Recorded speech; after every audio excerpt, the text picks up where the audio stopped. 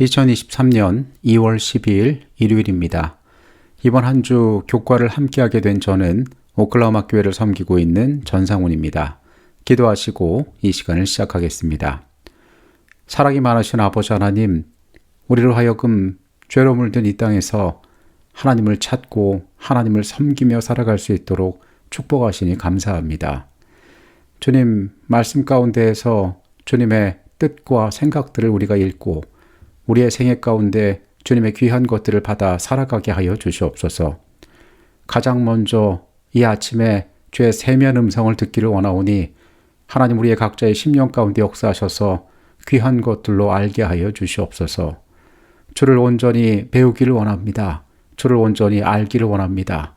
우리의 소원 가운데, 우리의 기도 가운데 함께 계셔 주시옵소서. 거룩하신 예수 그리스도 이름으로 기도합니다. 아멘. 옛말에 가난은 나라님도 구제하지 못한다라는 이야기가 있습니다. 사전에서는 이 속담을 이렇게 풀었습니다. 남의 가난한 살림을 도와주기란 끝이 없는 일이어서 개인은 물론 나라의 힘으로도 구제하지 못한다. 과거부터 우리 가운데 있는 가난한 자들에 대한 염려는 모든 세계에 있어 왔던 것 같습니다. 이웃이 도와주고 때로 나라가 나서보지만은 그 어떠한 시대에도 가난은 극복될 수 없는 문제로 여겨졌던 것 같습니다. 그것이 한 개인의 문제든 아니면 그 사회가 가지고 있는 구조적인 근본적인 문제든 가난은 해결될 수 없는 것으로 사람들이 보아왔다는 것입니다. 우리가 살고 있는 세상에는 우리의 생각보다 많은 것들이 우리가 바꿀 수 없는 것들입니다. 밤이 오고 어김없이 떠오르는 태양처럼 우리 세상에 변치 않는 수많은 물리적인 질서들이 있습니다. 이러한 자연의 법칙뿐 아니라 인간사에서 절대 바뀌지 않는 많은 문제들 역시 우리가 품고 살아가고 있습니다. 예수 그리스도는 인간의 삶의 해결이 되기 위하여 오셨던 분이셨습니다. 예수께서 우리의 삶에 해결될 수 없는 문제들을 어떻게 바라보고 계시는지를 오늘 말씀을 통하여 살펴보도록 하겠습니다. 오늘의 주제는 예수님의 생애와 사역입니다. 예수님께서는 그분의 사역 초기에 갈릴리 지역에 있는 나사렛으로 여행하셨습니다. 그곳은 예수님의 고향이었는데 그 지역의 사람들은 이미 예수님의 사역과 기적에 대하여 듣고 있었습니다. 예수님께서는 어디를 방문하시든지 늘 하시던 대로 회당에 들어가서 안식일을 지키셨습니다. 예수님이 말씀을 가르치는 랍비는 아니셨지만은 그 회당에서의 순서의 진행을 맡고 있던 사람이 예수님께 이사야의 글이 적힌 두루마리를 건네주면서 하나님의 말씀인 성경을 읽어달라고 부탁했습니다. 이때 예수님께서는 이사야 61장 1절과 2절의 말씀을 읽으셨습니다. 누가복음 4장에는 이때의 장면에 대하여 잘 이야기해주고 있습니다. 예수께서 그 자라나신 곳 나사렛에 이르사 안식일에 늘 하시던 대로 회당에 들어가사 성경을 읽으려고 서심해 선지자 이사야의 글을 들이거늘 책을 펴서 이렇게 기록된 데를 찾으시니 곧 주의 성령이 내게 임하셨으니 이는 가난한 자에게 복음을 전하게 하시려고 내게 기름을 부으시고 나를 보내사 포로된 자에게 자유를 눈먼 자에게 다시 보게 함을 전파하며 눌린 자를 자유롭게 하고 주의 은혜의 해를 전파하게 하려 하심이라 하였더라. 예수께서 안식일을 지키기 위해 가셨던 회당에서 읽으셨던 이 이사야서 61장의 말씀은 메시아의 사역을 나타내는, 즉 예수님 그 자신의 사역을 나타내는 말씀이었습니다. 그러나 놀랍게도 그 시대의 사람들은 구약의 말씀들을 살폈지만은 이 약속이 메시아의 사역을 나타내는 것임을 거의 깨닫지 못하고 있었습니다. 모두에게 동일한 구약의 약속이 주어졌지만 사람들은 자신의 처지와 형편에 맞추어서 때로는 자신의 욕망에 맞추어서 그 메시아를 자신의 삶에 끼워 넣고 있었습니다. 종교 지도자들은 메시아의 고난에 관한 이야기들에 대한 예언을 간과했습니다. 그들에게 그것은 주목하고 싶지 않은 이야기일 수도 있습니다. 예수님의 재림의 영광을 나타내는 내용을 잘못 적용했기 때문에 대부분의 사람들은 메시아의 사명을 오해하였는데, 그것은 메시아가 오면 그들이 당하는 정치적인 압제, 즉 로마의 압제로부터 그들을 해방시킬 것이라고 그들은 기대하고 있었습니다. 지극히 현세적인 메시아에 대한 소망이 그들이 갖고 있는 메시아에 대한 가장 중요한 소망들을 대체하고 있었던 것입니다. 그 시절 가난한 사람들은 세리와 같은 부도덕한 관리들, 사업을 하는 사람들, 심지어 이웃들에게까지 무시당하기 일쑤였습니다.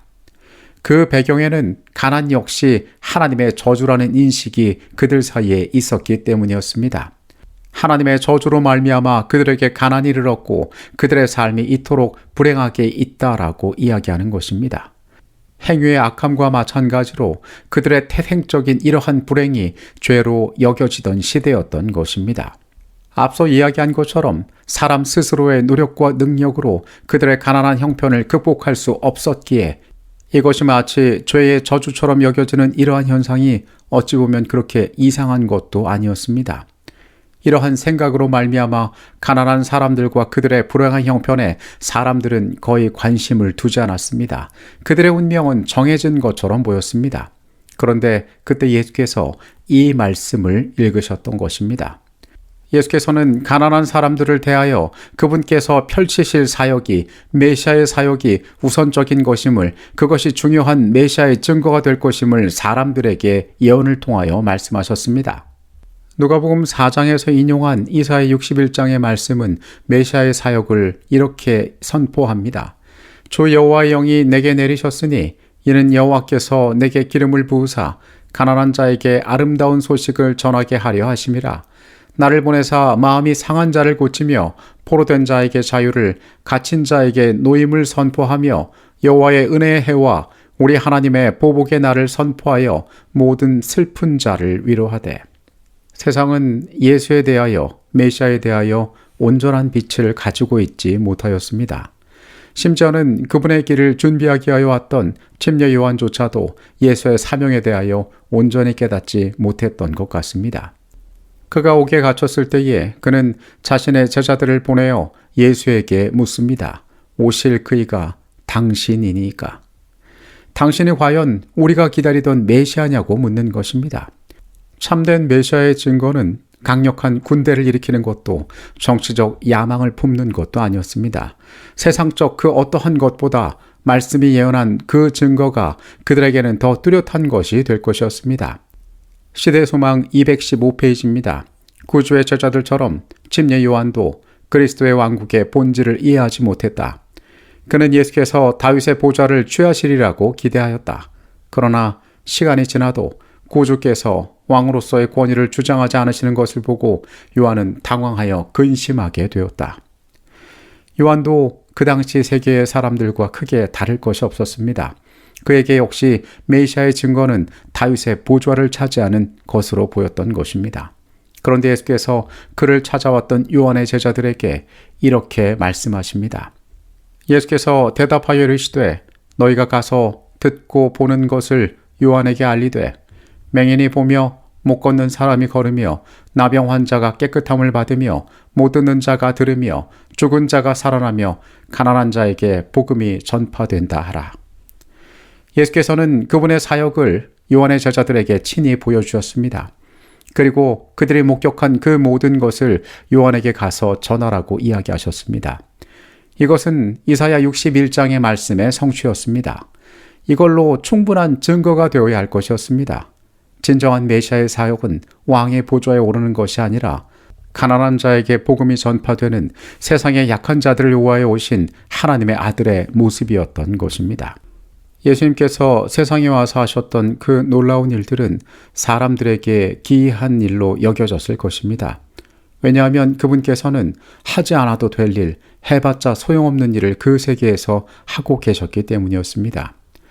가난한 자가 멸시받고 죄의 대가로 그렇게 살아간다고 믿어지는 세계에서, 그리고 노력해도 나라도 해결할 수 없는 일이라고 생각되어지는 그것을 그분께서는 하고 계셨기 때문입니다. 그런데 예수께서는 가난한 자를 돌보기 위하여 오신 메시아의 사명을 이 땅에서 온전히 실천하고 계셨던 것입니다. 복음전도 552페이지의 내용입니다. 가난한 자와 배우지 못한 자들은 돌보지 않아도 좋다는 생각을 아무도 가져서는 안 된다. 올바른 전도 방법은 어떤 의미에 있어서도 이런 자들을 배제하지 않을 것이다. 복음이 가난한 자에게 전파된 것은 그리스도께서 메시아가 되신 증거 중에 하나였다.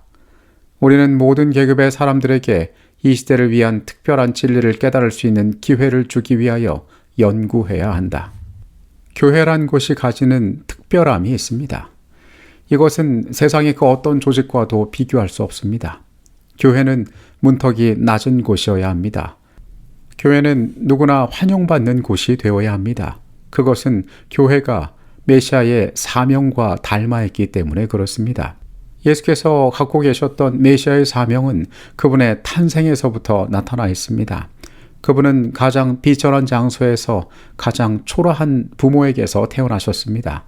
그리고 가장 가난한 자들과 함께 성장하셨고 가장 겸손한 모습으로 그분의 사역들을 이어가셨습니다. 예수께서는 기꺼이 낮은 곳에서 낮은 자들과 함께 하셨으며 그들에게 복음을 나눠주시고 세상의 그 어떠한 자도 내가 예수가 고귀한 자이므로 복음을 얻지 못했다라고 핑계할 수 없도록 그분께서 기꺼이 낮은 곳으로 향하셨습니다. 야고보서 1장 27절의 말씀은 이렇게 말합니다. 하나님 아버지 앞에서 정결하고 더러움이 없는 경건은 곧 고아와 과부를 그 환난 중에 돌보고 또 자기를 지켜 새 속에 물들지 아니하는 그것이라. 야고보서 1장은 우리에게 참된 경건에 대하여 이야기하고 있는데 우리가 생각하는 경건의 모양, 우리가 생각하고 있는 경건의 방법이 아닌 그들 가운데 가장 작은 자들을 돌보는 것이 가난한 자들을 돕는 것이 참된 경건이라고 이야기하고 있습니다. 성경의 시대에 고아와 과부는 그들 가운데 가장 작은 자들을 대표하는 그룹이었습니다. 그들이 삶에 있어서 필요를 공급받지 못하고 가장 공공한 형편에 처할 수 있는 입장이었기 때문에 그렇습니다. 예수님께서 오셨던 시대의 사람들과 마찬가지로 우리 역시 우리 시대의 메시아를 우리가 우리의 욕심대로 그리고 있지 않은지 생각해 봅니다. 성경이 말씀하신 그 메시아의 속성들을 우리는 발견할 필요가 있습니다. 예수께서 이 땅에서 보여주셨던 그분께서 하시는 사역의 중심에 무엇이 있는지를 우리는 깨달아 알 필요가 있습니다. 예수께서 이 땅에 오셨던 참된 목적에 대하여 우리가 발견할 필요가 있는 것입니다. 예수님의 생애와 사역이 무엇을 향하고 있었으며 어디에 초점을 두고 있었는지 우리가 바라볼 때에 우리는 그분께서 어떠한 일을 위하여 이 땅에 오셨고 우리가 따라야 할 예수의 참된 모본이 무엇인지를 그 가운데 발견하게 될 수 있을 것입니다. 예수께서 보여주신 참된 모본이 무엇인지를 살피면서 우리의 살아갈 하루를 계획하시는 이 아침이 되시기를 간절히 바라겠습니다. 기도하시겠습니다. 전능하신 아버지 하나님, 우리로 하여금 그리스도께서 이 땅에 오신 참된 목적을 발견하게 하여 주시옵소서. 내 마음의 소원으로 말미암아 나의 이기적인 욕망으로 말미암아 그리스도의 모습을 내 스스로 꼴지우는 것이 아니라 하나님께서 우리에게 알게 하길 원하시는 예수 그리스도의 참된 아름다움을 우리가 바라보게 하여 주시옵소서. 참된 경건을 품은 주의 백성이기를 원하오니 주님, 하늘이 기뻐하시는 대로 우리의 삶을 다듬어 새롭게 하여 주시옵소서. 거룩하신 예수 그리스도의 이름으로 기도합니다. 아멘.